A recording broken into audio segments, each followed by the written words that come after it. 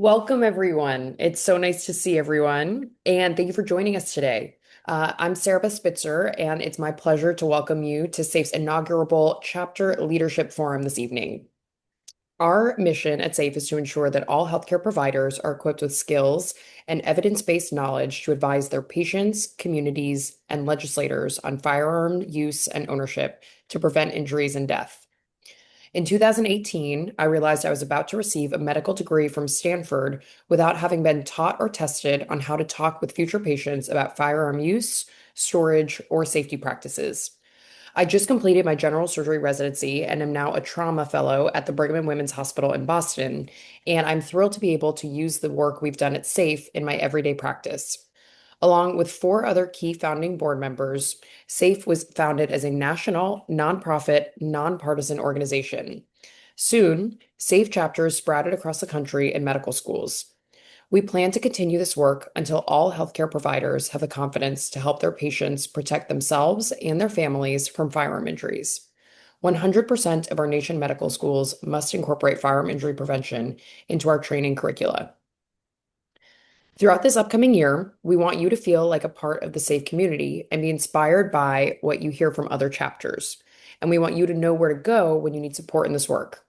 We plan to gather our SAFE chapter leaders each August to connect with and inspire SAFE chapters across the country who do such incredible work on firearm injury prevention. So, when the time comes for you to pass a SAFE chapter leader to an M1 or M2 as you approach residency, please connect us. And I know how good that feels when you do. We will soon hear from a SAFE chapter leader who just began her residency.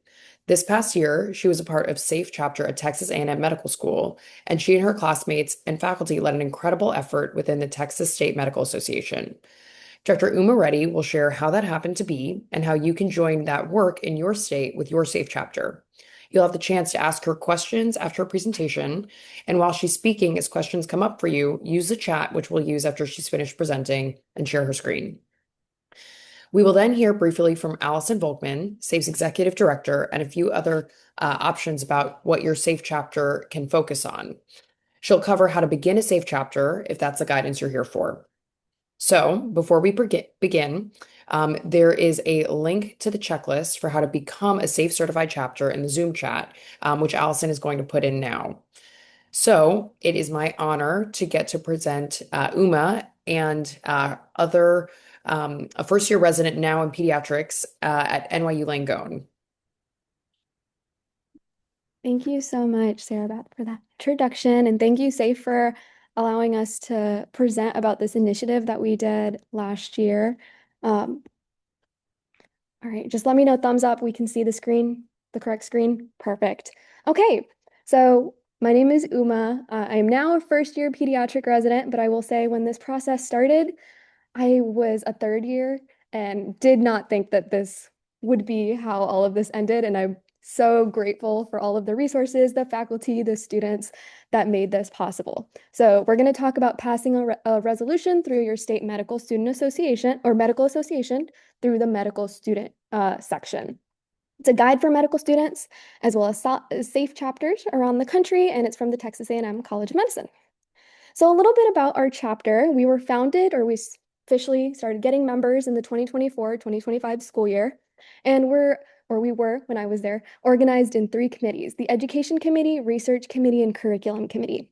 Education Committee was more directed towards safe events and making sure that our entire student body was aware of the education opportunities that were available through SAFE. Our research committee conducted a scoping review about gun safety and why we really needed to incorporate firearm safety in Texas medical education, and using that to present all around the country. And then our curriculum committee, which created a pilot pediatric gun safety curriculum that was part of our third year clerkship last year. I know Dr. Millman is on the call. He taught a couple of those pilot lectures. I taught one of them. And then after we taught that new curriculum, we also researched the outcomes on medical students, how prepared they felt to have those conversations on their pediatric clerkships. And we did a pre and post clerkship survey to really see the impact of what introducing curriculum would be like, and what impact that would have on all of our medical students. So with that, much love to our chapter and many members who made this possible. It was really like it took a village. So, with that, where did a resolution come from? Why did it happen? It actually was led by, or the idea came from one of our leaders, Sunita Kontam, who cannot be here today, but she is amazing. She's a family medicine resident now in the Dallas and Fort Worth area. And she really saw this as an opportunity to mix the initiatives of all of our committees. It had curriculum reform from our pilot, it had legislative advocacy from our kind of education side and our really it came out of like an ability to act on the research that we had done. And as a whole, it was something that a lot of our members were passionate about and wanted to learn more about. So with that, we kind of created a subsection. It was a mix of all the members in our three committees, and really anyone who was interested in pursuing this resolution. And we created a little subgroup and we worked on this throughout the year in addition to our committee responsibilities. We also kind of saw the need for it as a whole because we were, I will say, I was on the curriculum committee. I was part of that pilot for Texas A&M. And essentially, as we taught our first two pilots, we took a step back and said, why isn't this all over Texas? Why isn't this curriculum even already part of Texas A&M? It should be something that's supported in multiple layers, not just our faculty who were amazing and like saying, yeah, you're right, this should be part of our education. I was like, I feel like all schools would agree with this. I feel like all schools should agree with this. And how can we as Texans really make that known, make that something that people are paying attention to? And that's really how we answered like the why a resolution question. It really asked, could we help change expectations for medical education throughout Texas, especially given all the statistics that we were seeing and the value and the like true output that could come out of it based off of our pilot and based off of the scoping review that we did. So with that, the process, and this is going to be like a big meat of our presentation. It is unique to Texas what I speak about, but from my experience, the AMA, the American Medical Association, which is nationwide, has a similar process, not exactly the same, but similar, and it should be something that's translatable to other states. Of course, nuances exist everywhere, but hopefully some of this information will be something you can take back to your state, back to your school. So the process for us and what we saw was the first thing you do is submit your idea to the medical student section. For us, that was a Google form that came out in like September, October, and you literally just wrote the topic, like what it was about. For us, it was firearm safety in Texas medical education, and then what you wanted that resolution to say. So for us, we said like ensuring that firearm safety was a part of medical education, and then what parts of medical education need to be included in the gun safety. It's not just talking about statistics, it's also about talking about safe storage, especially in Texas, where it's very realistic that if your patient's parents don't own guns, that their cousin does, that their grandmother does, that someone in their community may really benefit from you educating your patient and patient's family. I say that from a very pediatric mindset, but obviously all patients have the ability to have access to firearms. So with that, we submitted our idea to the medical student section. And the really big thing about each step of this process is that at any point, leadership reviewers could have stopped it. So we submitted our idea and they, in return, liked it. They approved and said that this is something that is actionable and something that we can continue to have a part of our medical student section, like resolution block for this year. So we got that accepted. And then after that, in like October to November, we had to write the first draft in the required format.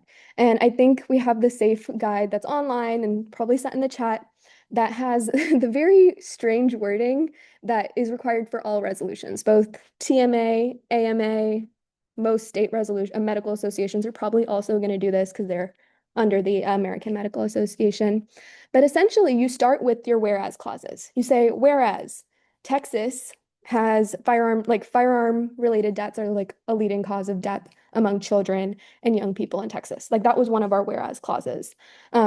One of our whereas clauses was the fact that I think it was like 60 something, either 60 schools or 60% of medical schools have firearm safety education involved, but not all. And then saying that based off of all of this, all of our whereas clauses, that leads to our resolved clauses, which are resolved firearm safety will be a part of, or will be TMA supports the inclusion of firearm safety in our medical education. And I'll get into the nuances of those words in just a little bit, but the whereas and the resolved are pretty much the required format that you have to go for. You also talk about TMA existing resolutions, AMA existing resolutions. And this is another thing, like I think it's really great to be talking to SAFE about this because some of our A&M representatives are also part of the national AMA representation. And they were like, they try to pass this at a national level or they talk about this at a national level, and it's really hard to go through. So like some of these nuances I think could also be applied to like national level things. So with that, we'll talk a little bit more about that in just a moment. We finished our first draft and we submitted that to the medical student section, and they go through 2 rounds of feedback and scoring. There's a like rubric that is also on the guide, so I won't go too into it, but it's about how feasible this is, how actionable it feels like it is. And then in the second round of feedback, they also have a category on how much you've responded to the first set of feedback, which is all really important if you're trying to strategize. How can you get this resolution to the main TMA floor to the main doctors? So we finished our 2 rounds of feedback. We finished the scoring. We scored enough to be part of the voting within the medical student section. And then we had that kind of out there. One thing that I had forgotten to mention, when we submitted our idea, we also checked yes for collaboration with other chapters. And so after we were going to the medical student section voting side, we as a team reached out to our local medical student delegates. So for us, it was our Texas A&M delegate, and we also had a Long School of Medicine student who decided to join us based off of like seeing our idea on the topic list. And so she was able to reach out to her medical student delegate as well. And then through that, we were kind of able to whisper through the vines and be like, other medical student delegates, please support this. Even in areas where they did have that education, it was like, in talking with them, I was like, it's so amazing that you have this. Shouldn't everyone have this? And I feel like the fact that it passed and like the medical student section really like there were no amendments that they recommended. They really saw this and were like, yes, we agree as medical students, this should be a resolution, was very much a testament to how medical students in Texas felt that this was needed. So it passed the medical student voting side of things, and then it went to the state medical association. Now, this is where it might be different in different states, different regions, but for us, the Texas Medical Association has 3 committees. One of them is like an education committee. So the committees are assigned resolutions based off of their relevance. So ours, of course, went to the medical education committee. And what they do is they take the resolution and they send it out to all of the TMA members. And the TMA, in the form of caucuses, which is like different groups that exist within the TMA infrastructure, the caucuses, the counties, the really like various groups all respond to the resolutions that they feel strongly about. Um, they compile all that feedback, and then in like March-ish, they have an interim meeting where they look over all the feedback and they say, okay, this is the feedback that we got. This is what we're seeing in this resolution that people don't like. And here's how we're going to change it. So us, actually, our interim reference committee report had some amendments to our resolution. And when we saw it, we were like, oh, dang it. There's some really influential caucuses that are against our resolution. And we didn't expect that to happen because the medical student side was like so accepting. And obviously, this was addressing medical education. But looking at that, it was actually a really great opportunity to get comfortable with communicating about gun safety and its needs. After reading that report, we essentially wrote up a speech about why we believe that this resolution should still be passed. It is an executive decision at this point of whether you support the amendments or you reject them. And I will say from my experience, I would recommend accepting them or like saying you support them for XYZ reasons because TMA or like the medical professionals who are part of it, when they're listening to that feedback, some of them are making the changes in a way that makes your resolution more palatable to the true opposition. So I would say read it, understand what and where you're willing to compromise. For us, we accepted it with the amendments, but we also spoke to like why it was needed um, as a whole. And in the next slide, I show you like the final resolution. But I think the compromises that we made didn't let go of like the main topics, the main things that we wanted, which was acknowledging the need for gun safety and firearm safety in our medical education. So with that, we created that speech. We actually gave the speech at the final reference committee meeting at the TMA, like Texas Med conference in April. And that was done on behalf of our Texas A&M TMA delegate, Miriam, who was amazing.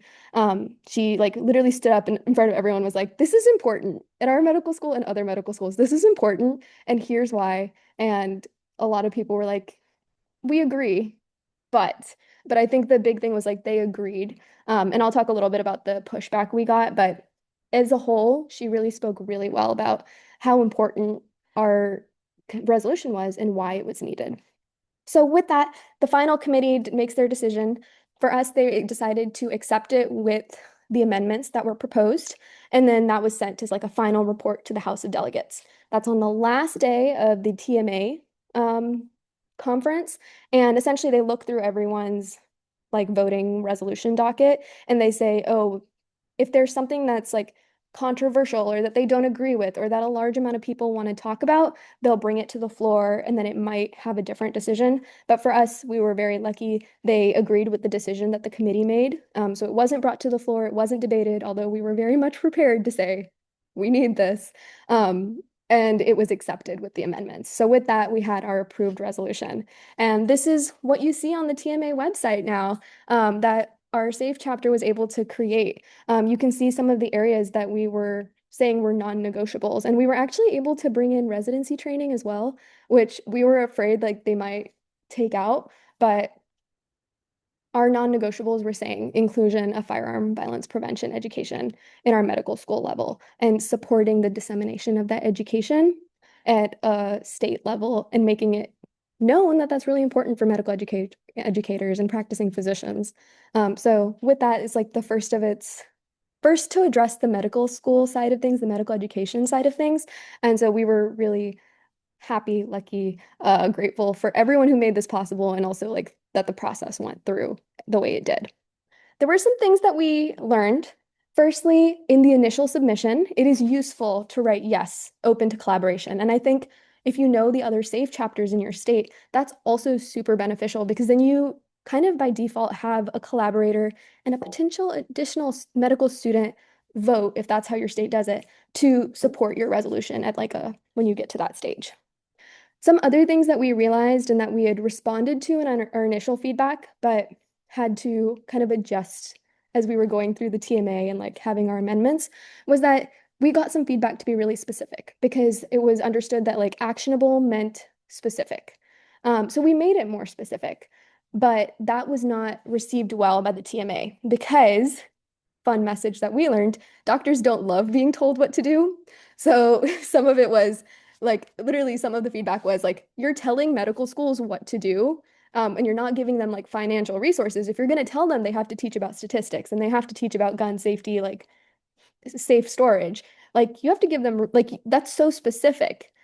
Keep it broad is what we were told. And we were like, you know what, we'll compromise there because if you're including firearm safety, like the reasonable belief is that it would include all of those things, but they did not like how specific we were in our resolution. And so we adapted to that. That was an area where we were able to kind of let that go and say our non-negotiable is including firearm safety. Other thing is that one of the feedbacks we got is that we could include a CME as a part of our resolution and say like a statewide CME should be created, which sounds wonderful. I personally think that's great. However, in Texas, apparently there's been a history of like legislators seeing a CME that exists and latching onto it and being like, every medical professional in this state now needs to do this CME to be a registered physician. And again, doctors hate being told what to do.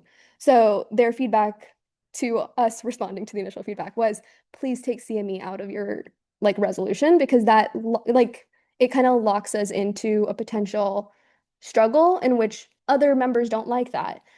So again, it was something that we were too specific about. We were having to give that up. And it wasn't even something I was aware of when we were initially creating the resolution, but I think it is something to be mindful about now. Like every single word in the resolution could have broader implications. And so going through the process kind of taught me what that meant in particular. Other things are recommending, encouraging, supporting.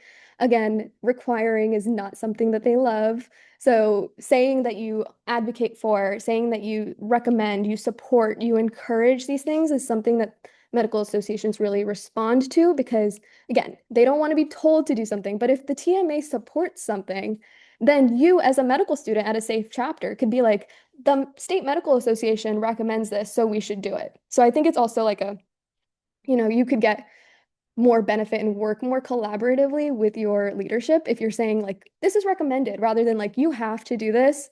But also I will say like the medical association is not going to say we're going to make all the medical schools do this, at least in not this area in my experience. And then I think the last thing is that the more experience you have with medical associations and the resolution process, the easier it gets to navigate. Now that I've gone through it once, I've been aware when they call for medical students on the committees, when they call for medical student input, or when they're calling for the medical student like committee, like the medical student section leadership. There's a lot of opportunities to be involved, and being involved actually really does come in handy because it allows you to be more aware of what your state's specific needs are and the nuances that maybe affect your state and not Texas, or maybe affect the entire country and maybe like push back if this decides to go into the AMA side. You can be more like prepared for those things. So with that, that's kind of everything about our resolution process. We also have the guide that's on SAFE's website, and I'm happy to answer any questions. Thank you so much, Uma. That was awesome. We can now open up for questions. So anyone is welcome to come off mute. I know it's kind of scary. I see, oh no, Julie's just clapping for you, which you do deserve. So otherwise, if we don't have anyone that wants to ask questions, I can read from the chat, but that is far less fun. So I'll give a few minutes in case there is anyone that wants to ask. I have a question. This is Julie. Um, sorry, how have the medical schools responded? Yeah, I will say that the response hasn't really been like outright change. This is like medical schools have the ability to not stay like super up to date on all the medical association resolutions. But I do know like at Texas A&M, we were like, okay, this resolution exists. It's supporting what we're already doing. And I would hope that our pilot I'm not there anymore, but I would hope that it supported expanding our pilot and making sure that it was sustainable. I know that McGovern has like really good firearm safety in their department, and UT Southwestern does as well. But Texas Tech and doesn't have, I think, a safe chapter that I know of. And I think that if they were interested, like their medical students have the ability to pick up this resolution and turn around and say to their administrators, like, look at what the TMA has done. Um, I know it's a little hard to like disseminate it to the schools without safe chapters, but um, essentially it is something that can be acted upon now that it's there. And then I think the other thing is the long San Antonio chapter as well. Through creating this resolution, they didn't have a chapter, and I think they're creating one now. Um, Hopefully, they're also creating this curriculum. Just that's a newer chapter, so haven't been aware of what they're doing. But they were very involved in this, and I would hope that they're able to turn around and make that change in their school as well. Thanks. It's very exciting. Congratulations on it. I think it's really an amazing piece of work, and I think I keep running through my brain how we can do this in California and push that through. I think it's fantastic. Great.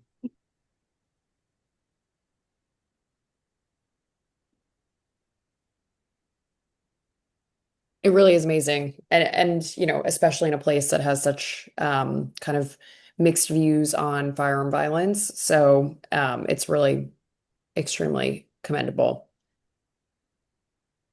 All right. I will ask some boring questions to start sparking some conversation, but one that's actually not boring because it's really an important question is, do you have to get permission from your medical school to do this? And I think that this is something that comes up in a lot of the work that we do at SAFE, where what is fine for medical students to do, what is not fine, even for super supportive schools, that's a question that I feel like can often hinder activities. So would love to hear your experience with this. Yeah, in my experience, no, you do not need to ask permission to your school. You participate in this through, as a student, in your medical association, in your state medical association and the American Medical Association. And because of that, you have the right to advocate about any issues that are important to you. You have the right to read a resolution about any issues that are important to you, and your school cannot stop you. Um, I, I'm very lucky. My school is very supportive, but if they had not been, there was actually nothing they could have done to stop me. Awesome. Yep. And I'll just say, for anyone that's interested in other types of work, not only this one, I found that to be the case in almost everything. The only time that you can kind of run into an issue with an institution is if you start advertising the institution's name in a very specific way. But you, as an individual and as groups of individuals, as a member of a safe chapter, are almost free reign to do at your will what you wish. And so, I would say that in general, if you find yourself worried about this, it's almost never a real issue. So you can do your own digging, but I would say that I was, often found myself at a crossroads where I wasn't sure if I was allowed to do something, and you almost universally are. And that's true. I'm Rob Millman from A&M. As long as you don't say this is the opinion of the school, Exactly. Yep. you have to make it clear that it's your opinion and not necessarily the viewpoint of the school that you are from, or not representing ideas that the school, by wearing their uh, colors, so to speak, the brand on your shirt, and then making comments that make it imply that the school is the one doing it. I will say Dr. Millman taught me a lot about the advocacy that could be done in Texas and in Texas A&M. So, like 90% of this would not have, like, Dr. Millman is amazing. The SAFE chapter would not exist without him. This work would not exist without him. He is very much our advocacy mentor in so many ways. We love him. We are all grateful Oh, for Uma, you. you're the best. All right, Uma, I'll ask you another one. What was the most challenging part?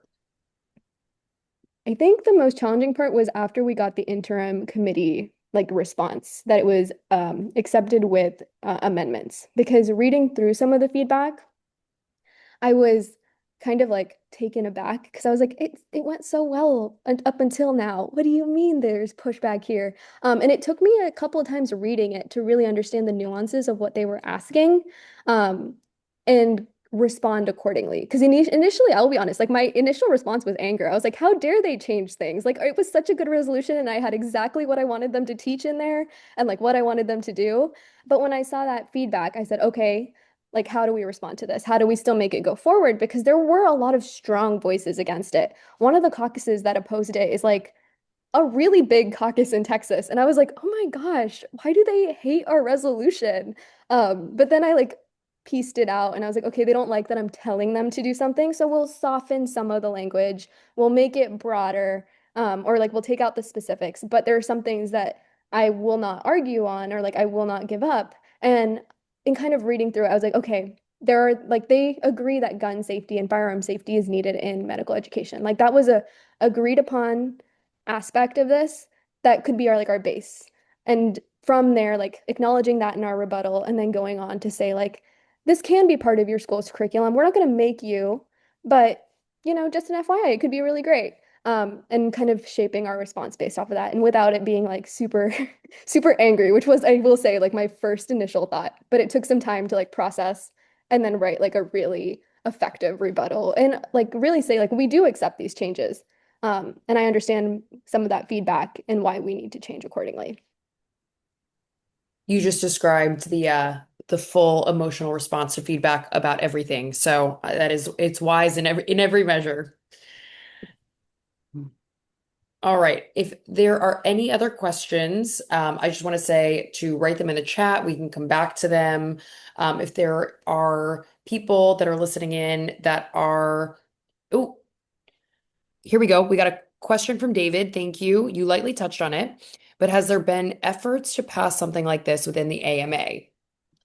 I was told yes. So I mostly was involved on the TMA side of things this last year.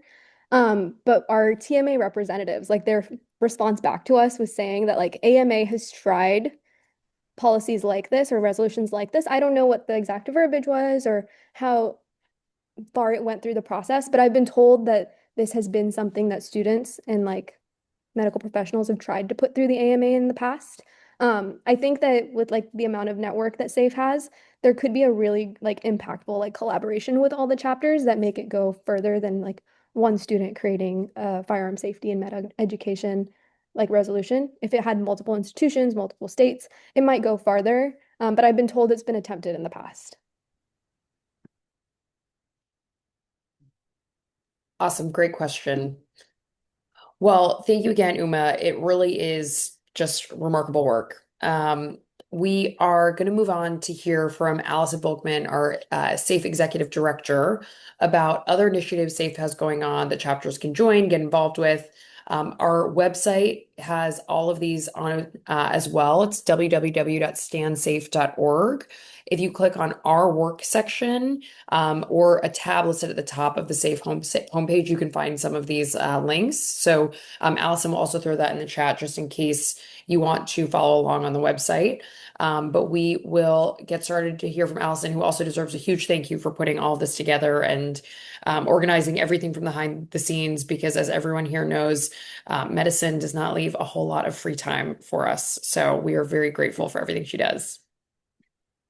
Thank you, Sarah Beth, Dr. Spitzer. Hi, I'm Allison. I'm the face and the voice behind a lot of the emails and communications that you receive. I'm not a doctor, but I'm the executive director of SAFE, and I started working for SAFE 3 years ago.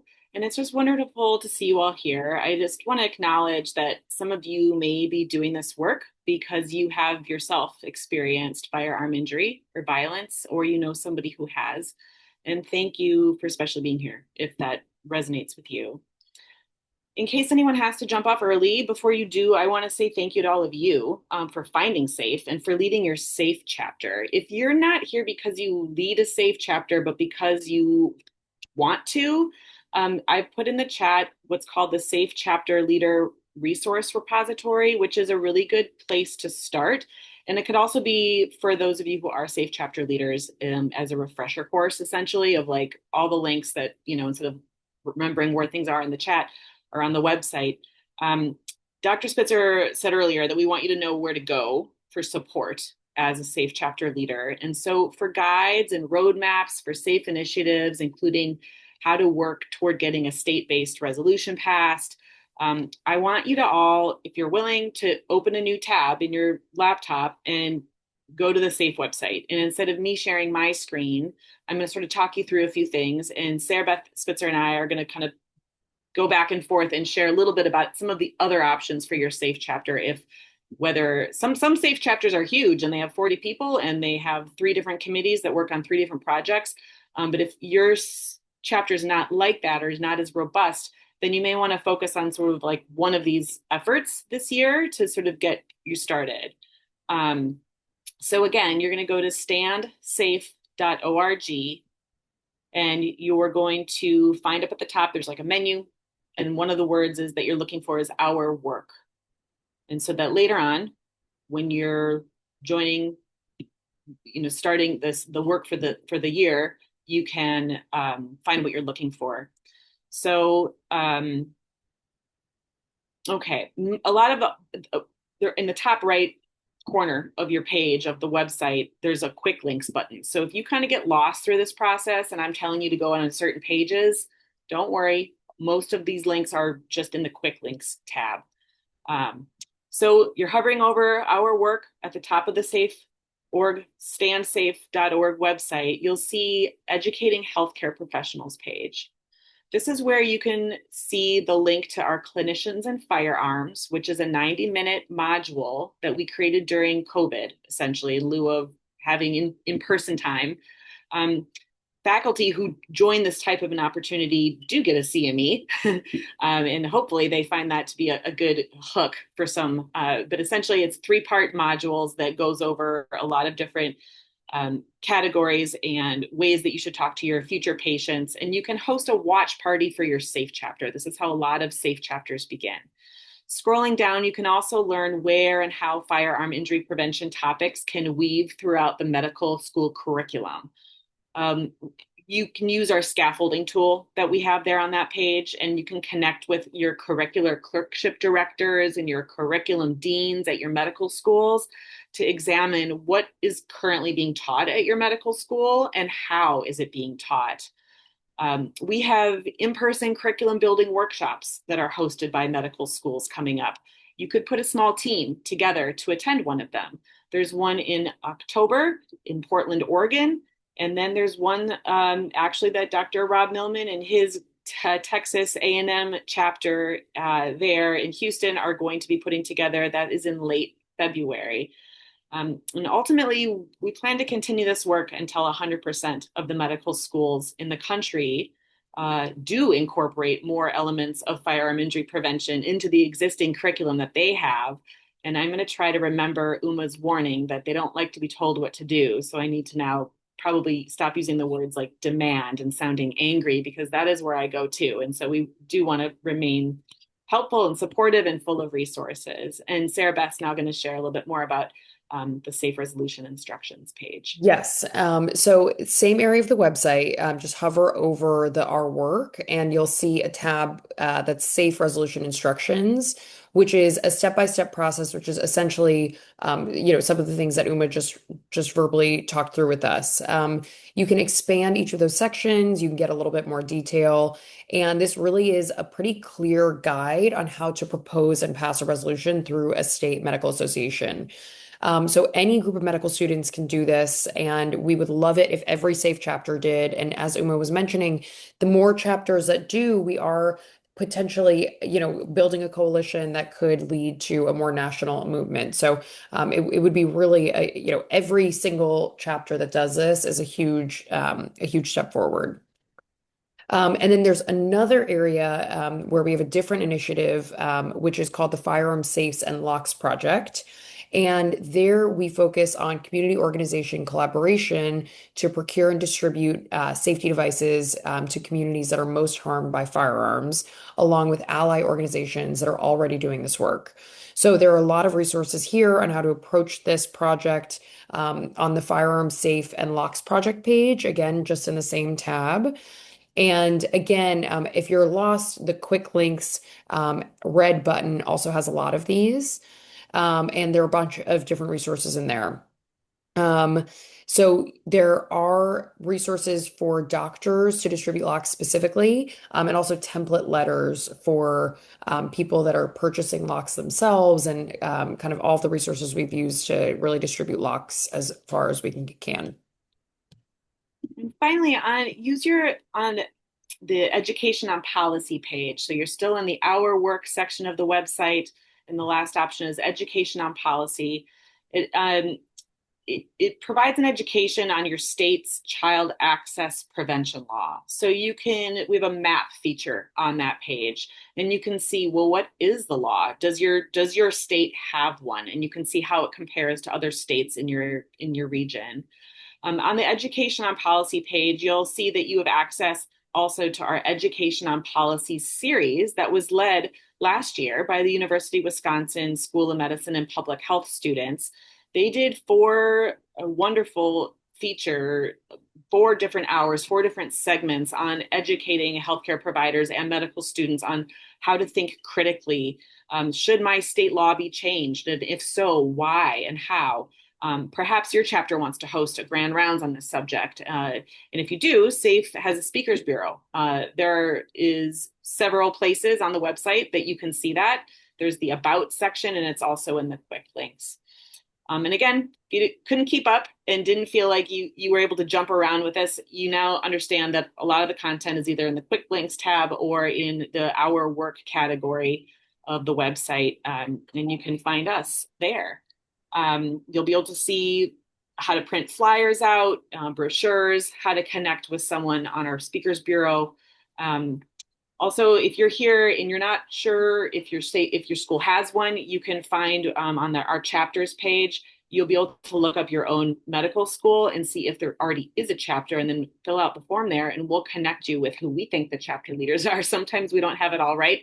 Sometimes the torch doesn't get passed, but we hope that it does, and we're following up with you along the way. So I'm going to pass it back to Sarah Beth. Thank you so much again, Allison, for everything. And it really is kind of remarkable to see how many people are still involved. And, it really is just so incredible to see the momentum that we're building so many generations down from when this first was incepted. So it's really an awesome experience. And I'm so grateful to all of you for being a part of it and, helping move this movement forward. Um, and if you want some direct conversation with Allison in the future, or have any questions, details, she's putting a Calendly link in the chat. She can connect with you through those calendar times.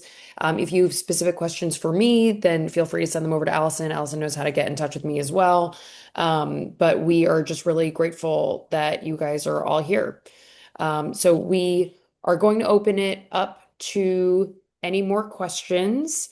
Anyone who wants to share, initiatives that they're talking about, anyone that has ideas or anything they want to share to raise with the group, we can have a few seconds.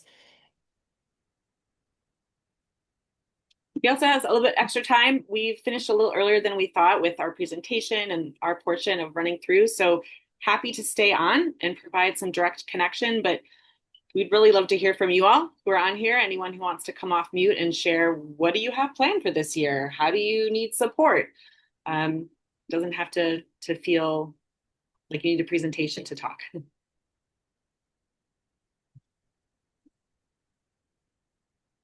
Got a comment in the chat that said that from Kate. She said she attended the first workshop. I remember you, Kate, in Milwaukee, Wisconsin. Building this community is so awesome. She says, we agree. We're going to do this every year where we get together our Safe Chapter leaders, faculty advisors. Yeah, I should have also mentioned we typically have what's called what's called Stand Safe, which is a virtual event that we open it up to our entire community, which means you promoting it to your safe chapters. And so we don't have a date in the future picked yet, but it is going to be in the spring. And so we will share that with you in the coming months so that we have a long time to ask your help in promoting it. The speaker kind of system in our website that has recommended speakers is also super helpful for that, depending on where you guys are in the country. All right, well, I think we can probably give you a couple minutes back to your evening. But I hope everyone has a great rest of your week. We really look forward to staying in touch with you. Uma, thank you so much again. It's just such a pleasure to see everything that you've been able to do. So huge, huge thank you to everyone. Thank you so much. Yep. Thank you. Great to see you, Sarah Beth. It was great to Thank see you